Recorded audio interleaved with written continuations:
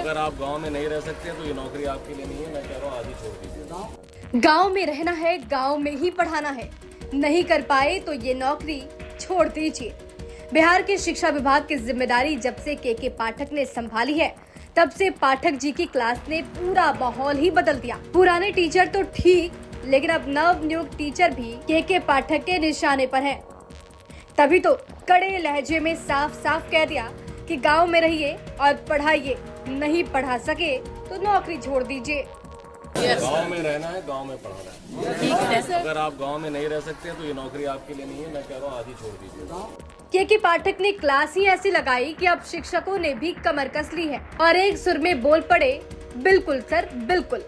नहीं sir. UPSC में आपने अपनी मेधा साबित कर दी, यस सर। मेरिट साबित कर दिया है, और सिंसियरिटी साबित की। यस। गांव में रहना है, गांव में पढ़ाना है। ठीक है सर। अगर आप गांव में नहीं रह सकते तो ये नौकरी आपके लिए नहीं है। मैं कह रहा हूँ आज ही छोड़ दीजिए। गाँव के निवासी है सर, गाँव में ही रहेंगे। और गांव वालों को सहरसा में अगर आप जा रहे हैं तो पूरे राज्य में गांव के लोगों में अब बड़ा जोश है। वो आपका इंतजार कर रहे हैं कि आप आएंगे, उनके गरीब बच्चों को यस सर। सिखाएं, यस सर।